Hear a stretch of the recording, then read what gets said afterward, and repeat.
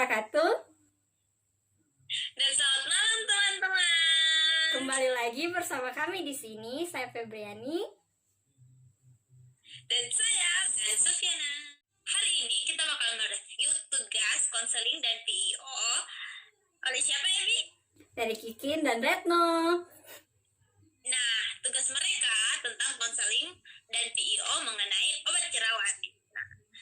Linknya ada di bawah ya. Teman-teman, sekarang kita akan membahas tentang algoritma penyakit yang ada pada video tersebut. Tapi sebelum itu, kita akan apa, Sofi?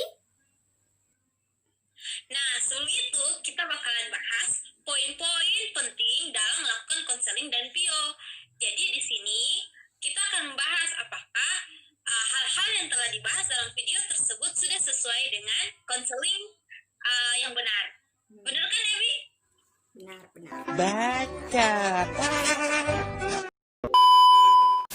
Oh ya, Sofi.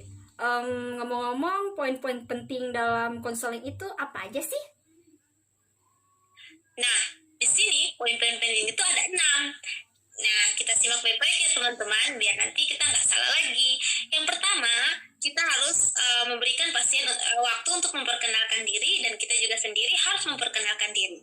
Dan yang kedua, kita harus menjelaskan apa sih maksud dari konseling yang kita lakukan saat ini, karena kita kan telah mengambil waktu pasien. Kemudian, yang ketiga, kita identifikasi tentang pengetahuan pasien tentang penyakitnya yang dia derita sekarang. Maksudnya, dia tahu tidak sih tentang jerawat itu, kenapa sampai timbul jerawat, dan lain-lain. Kemudian yang keempat, ini nih, ada melengkapi P3. Dan yang kelima, mendiskusikan informasi tambahan yang diperlukan oleh pasien. Dan yang terakhir, menanyakan informasi lain yang ingin diketahui pasien. Itu dia, Ebi, 6 hal-hal penting yang harus kita ketahui sebagai apoteker untuk melakukan konseling obat. Oh, Kemudian, yang jadi pertanyaannya nih, apa sih melengkapi P3? Nah, di sini saudara Ebi yang akan menjawab. nah, melengkapi P3 itu adalah yang pertama, status alergi. Yang kedua, penghentian obat resep oleh pasien. Yang ketiga, penggunaan obat lain yang tidak diresepkan. Nah, teman-teman, di sini berdasarkan review kita mendapatkan bahwa teman kita, Mbak Retno dan Mbak Kikin, tidak melengkapi panduan poin keempat, yaitu melengkapi P3 pada poin 2 dan poin 3. Yang pertama, Mbak Retno sudah benar menanyakan status alergi yang dimiliki oleh Mbak Kikin.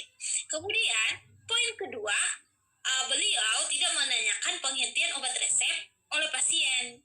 Dia tidak menanyakan obat yang sudah diresepkan sebelumnya atau bagaimana kepada Mbak Kikin. Kemudian, dan poin yang ketiga dalam melengkapi P3 akan dijelaskan oleh Ebi. Nah, teman-teman, di sini di poin ketiga, Saudara Retno tidak menanyakan poin ketiga untuk melengkapi P3 kepada pasien. Di mana poin ketiga yang saya maksud yaitu penggunaan obat lain yang tidak diresepkan. Nah, jadi teman-teman, maksud dari Mbak Ebi adalah penggunaan obat lain yang tidak diresepkan ini apa sih? Kenapa sih harus berpengaruh pada review kali ini?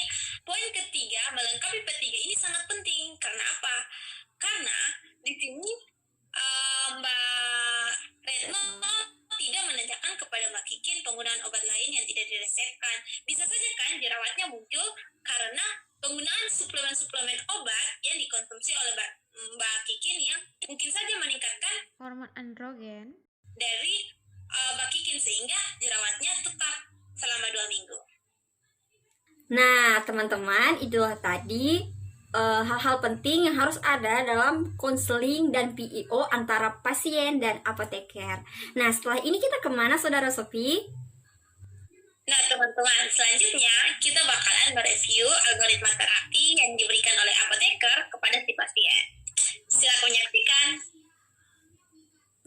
Nah, teman-teman, untuk algoritma penyakit kali ini saya akan menjelaskan. Tolong diperhatikan ya. Nah, teman-teman, dari algoritma menurut guideline dari American Academy of Dermatology (AAD) 2017, di sini menjelaskan diet, menghindari produk susu, terutama susu skim yang dapat memperburuk acne. derajat ringan, benzoil peroksida atau retinoid topikal atau dengan kombinasi benzoil dan peroksida dan antibiotik topikal. Alternatif dapat diberikan dapsone. Untuk derajat sedang, antibiotik oral, topikal, retinoid, dan benzoil peroksida. Pada wanita dapat ditambahkan spironolakton dan kontrasepsi oral. Sedangkan untuk derajat berat, lini pertama isotretinoid oral, antibiotik oral, benzoid peroksida, antibiotik topikal, retinoid topikal, atau keduanya. Nah, teman-teman, itulah tadi algoritma menurut guideline dari The American Academy of Dermatology AAD 2017. Nah, kalau menurut referensi yang kamu dapat, gimana, Sofi? Menurut referensi yang aku dapat, untuk terapi jerawat itu ada dua, farmakologi sama farmakologi. Yang pertama kita bahas yang non farmakologi dulu ya guys. Jadi yang non farmakologi ini membersihkan permukaan kulit dengan sabun dan air akan memberikan efek yang kecil terhadap penyembuhan akne. Kemudian hal tersebut memberikan efek minimum terhadap folikel. Dan yang kedua, kita menggosok kulit atau scrubbing atau mencuci wajah secara berlebihan tidak perlu dilakukan sebab tidak membuka atau membersihkan pori dan mungkin berdampak pada iritasi kulit. Dan yang ketiga, penggunaan zat pembersih yang lembut dan yang tidak menyebabkan kering penting diperhatikan untuk menghindari iritasi dan kulit kering selama terapi jerawat. Kemudian di sini nih teman-teman, kita bakalan bahas algoritma terapi berdasarkan terapi farmakologi. Untuk terapi farmakologinya, ternyata akne itu atau jerawat dibagi-bagi dalam kelas-kelasnya masing-masing. Yang pertama ada komedonal ringan, kemudian ada papular pustular ringan, ada papular pustular sedang, ada nodular sedang, dan nodular parah atau membulat. Teman-teman, rekomendasi untuk masing-masing kelas untuk terapi jerawat ini, yang pertama adalah topikal retinoid. Jadi topikal retinoid itu merupakan lini pertama yang akan diberikan.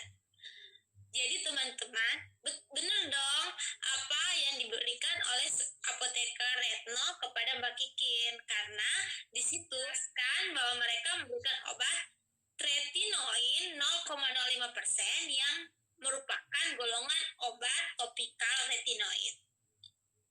Kemudian untuk jerawat yang mengalami papular pustular ringan, dia akan ditambahkan dengan topikal antimikroba. Begitu pula dengan papular pustular sedang.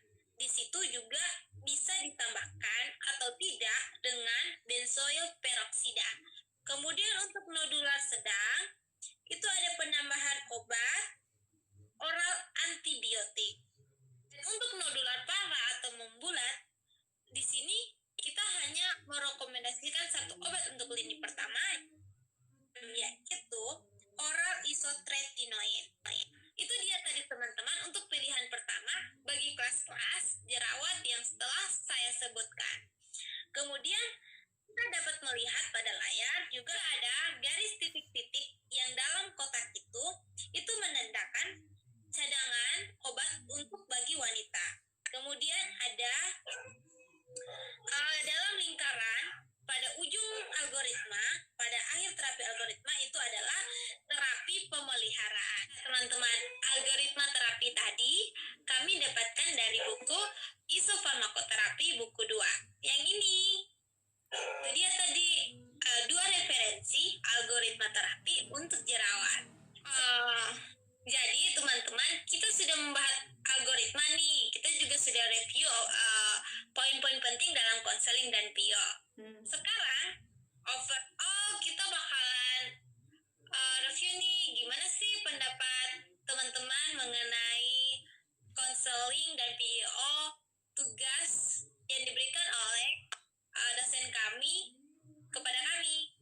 Gimana tuh menurut lo, Bi? Video review kami hari ini kepada kelompok Kikin dan Retno sudah mendekati sempurna. di mana video mereka sudah sesuai dengan poin-poin penting yang harus ada pada konseling apoteker dan pasien. Dan juga kita juga nggak lupa dong Bi, bahwa mereka telah merekomendasikan obat sesuai terapi pada lini pertama. Jadi overall perfect. Baca. Oke teman-teman, saatnya kami untuk pamit. Ya, kami undur diri ya. Sampai jumpa di tugas selanjutnya. Saya Febriani. Dan saya Sofiana. Assalamualaikum.